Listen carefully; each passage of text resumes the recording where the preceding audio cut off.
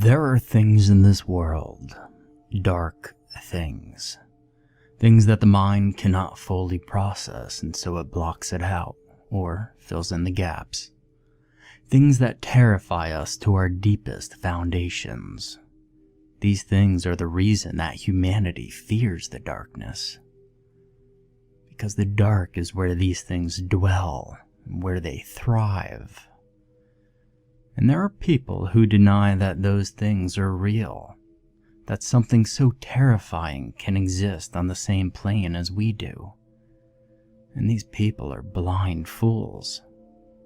I know this because I have seen one of these horrible things, and I was lucky to survive the experience.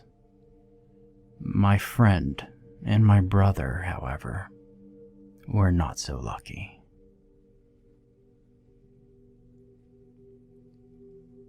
It happened the summer I turned 17. My brother, Tanner, and I had planned a camping trip up north at our grandfather's old hunting cabin. The old man had left it to our father when he died several years back, and even though our relationship with dear old Dad wasn't the best after he and Mom's divorce, we loved the old cabin. We spent at least one weekend up there every summer. It was in a gorgeous wooded area that we had been exploring since we were little. So, we were planning to go spend the weekend up there, just me, my brother, and our childhood best friend, Anna. If I had known then what I know now, I would have vetoed the whole thing so hard it would make their heads spin. But, you know what they say about hindsight. So, that February, we packed all our gear into my brother's beat-up pickup and left for the cabin. It took us a 4-hour drive to get up to the place, but it was so worth it.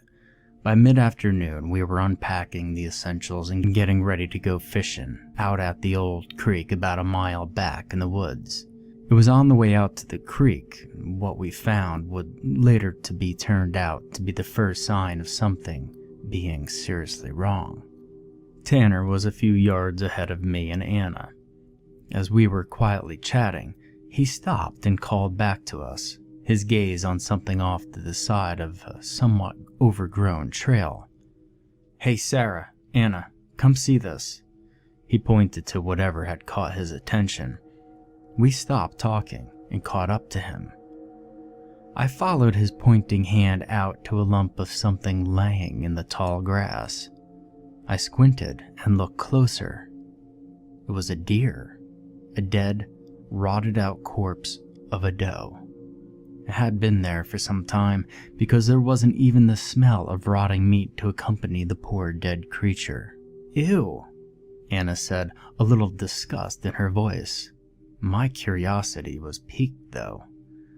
"I'm going to check it out," I said, settling my fishing pole against the tree and the tackle box beside it. I stepped through the tall grass and a couple of sticker bushes, approaching the deer. Now, I collected the skulls of different animals.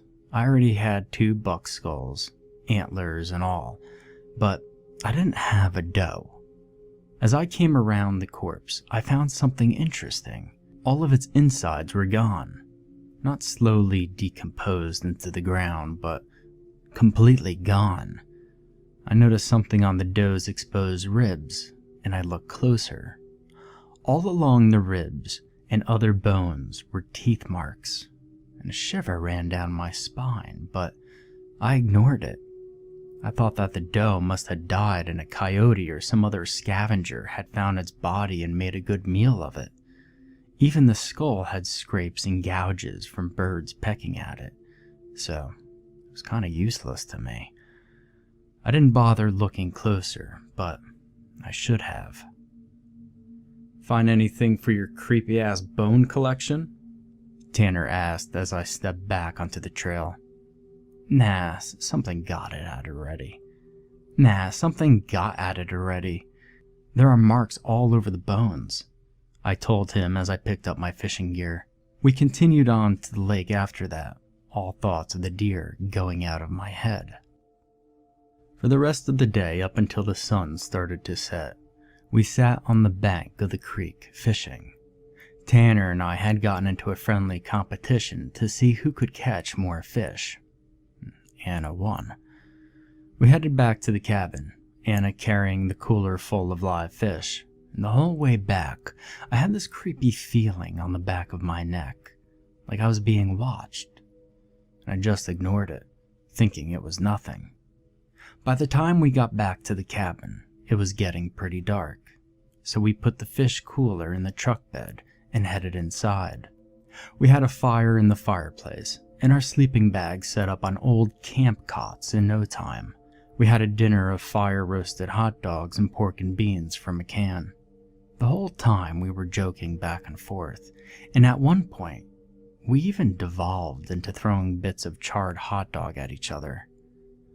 By the time we went to bed, it was pretty late, and we were all really tired. I'm pretty sure we all passed out pretty quick. I know that 1 minute I was snuggling into my sleeping bag, and the next, it was lights out. I started to wake up some time later. I don't know what woke me up, but whatever it was had the hair on the back of my neck standing up again. And I lay there for a few minutes, listening hard. At first, all I heard was Anna's soft breathing and Tanner's muffled snoring over in the corner. And then I heard it. There was something moving around outside. I could hear it shuffling through the grass and pawing at the ground. After a minute, it seemed to fade away.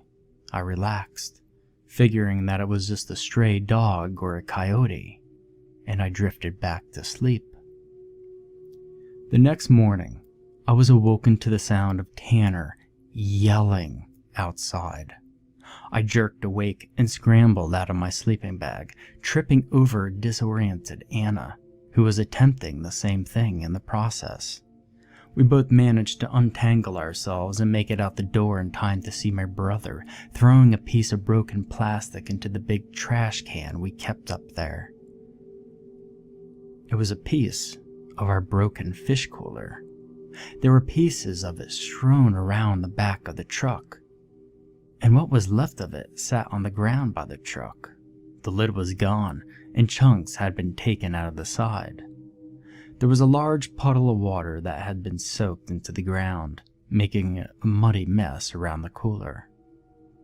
Of the fish, there was nothing left but bloodstains and a few bits of torn flesh and bone. It clicked that whatever had woken me up last night had probably been the culprit. Seeing how the cooler was completely destroyed, that meant it was most likely a bear. And the huge footprints that were all over the mud seemed to add to that theory. So, we all helped clean up the mess, and then went to have breakfast. I was glad that all of our other food was in the cabin. After we finished eating and cleaning up from breakfast, we decided we were going to go for a hike. It was decided that we would stick together since the bear may still be in the vicinity of the cabin. So, we all got dressed and ready to go hiking up the trail behind the house. I got dressed in my favorite dark gray cargos and a blue tank top. I had my gray hoodie tied around my waist and my well-loved hiking boots on. A few months back, there had been a safety thing at school, and all of us had decided that we would wear something neon, just in case we got separated. My color was neon yellow, so I had a neon yellow hat on, my blonde ponytail sticking out the back. Anna was in a pair of black jogger leggings with neon orange reflective stripes down the side, and a matching jacket over an orange tank top printed with a large rainbow owl. And my brother was wearing his own cargos, in dark green, with a bright blue hoodie. He had a reflective blue armband and a blue hat to match. We all packed a backpack with trail snacks, bottled water, and other useful things, and our own emergency kits. The kits were another product of the safety course, and they contained LED flashlight with extra batteries and waterproof matches, an emergency knife with a whistle, compass, and a small mirror in the handle. All set, we headed up the mountain. About an hour in, we made it to a spot that we all liked. It was an outcropping of rock that had enough space for us to sit down and enjoy a snack. And the view here was just incredible. After we rested and caught our breath, we kept going. It was around 3 in the afternoon when we made it up to the spot we usually hike to. It was a spot next to the creek where there was a set of small waterfalls that dropped down into a pool before narrowing out and flowing down the mountain to the spot we like to fish at. Usually, we would stay for a while and enjoy the view, but today, there was a nasty surprise waiting for us. As we parted the trees and stepped into the clearing, we were all hit with the smell of something dead that had just begun to decompose. Laying next to the creek was the half-eaten body of a raccoon. It was turned so that we could just see its insides spilling onto the ground. Its little face was turned towards us, its eyes swollen and bulging. Anna turned and retched into the brush at the edge of the clearing, and Tanner made a disgusted sound, and I turned away, unable to stand the sight of the poor little guy. As soon as Anna was able to control her heaving stomach, we all turned and headed back down the mountain without a word. We were halfway back to the rock outcropping. The sun just started to set to the left of us when we heard something out in the trees. It was a shuffling sound, and it seemed to be following us. Wordlessly, we all picked up the pace. We didn't stop at our rock. We just headed straight back to the cabin. Our follower was still there. We could hear it crunching through the underbrush, tracking us all the way down the mountain. It was almost dark by now. At this point, we were all pretty scared. Anna and I were holding hands while Tanner rushed us along ahead of him. He had pulled his knife from his bag and had it ready. We made it to the trailhead and around the back of the cabin. We made it to the door just in time. Whatever had been following a distance behind us broke the cover of the trees and was sprinting around the cabin. Anna was already inside, and I was stepping through the door when Tanner shoved me into the room and slammed the door shut behind him. He dropped the bar that served as a lock into place and braced his back against it. We were all scared out of our wits, but I think we all almost pissed ourselves in sheer terror when the thing on the other side of the door scratched against it and let out a high-pitched whine. It pawed the door again a few times before it gave up. We heard it retreat, but none of us moved for what felt like hours, but it was probably just a few minutes. Anna was the first to move, getting up from where she had been sitting against the wall with her knees drawn up to her chest. She slowly shifted up and peeked out the lone window, and I really wish she hadn't. She dropped to the ground again quickly, tears of pure terror streaming down her face, and she mouthed something at my brother and I. Wolf. There was a wolf outside, waiting. She slowly crawled over to us. Her blue eyes were wide and filled with fear. She hugged me, and I held her, feeling her shaking like a leaf. "It's a huge wolf," she whispered, "and it's staring right at the door, just sitting there watching." She started sobbing. I held her and shushed her crying. Tanner wrapped his arms around us both and laid his head on my shoulder. We sat there, all of us, scared to death and shaking. None of us dare move. We hadn't heard it leave, so we all knew it was still there, watching and waiting for us. It was then that I realized that it had been there all along.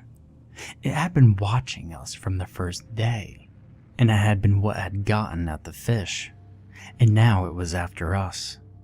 A chill ran through me at this realization. No sooner than I thought that, an unearthly howl split the air. It was loud enough that the window rattled, and we all had to cover our ears. Hot tears pricked my eyes. I was so afraid in that moment, and it seemed to last an eternity. Anna's scream shattered the moment, this being the last straw for her. Fear lanced through me again, a fresh wave of icy terror. I don't quite remember exactly what happened next, just that suddenly she was up and running to hide.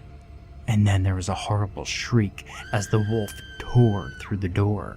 Tanner was dragged back and out of my arms, screaming, and the sounds of snarling and growling followed. Something hot and wet spattered over my back, and I fell, trying desperately to claw my way under the cabinet where the firewood was kept. Then, it was back and tearing through the door. It slammed into me, and a white-hot pain tore through my shoulder as its teeth sunk into me. In that moment, I could perceive everything. Its weight on my back, huge paws holding me down and cracking two of my ribs, blood pouring from my shoulder, its teeth buried in my flesh, muscle, and bones, and the putrid scent of its breath like something long dead and rotting. And then it was gone. All I felt was agony. I could distantly hear someone screaming, but it seemed so far away. And I think I passed out then. For a moment, anyway.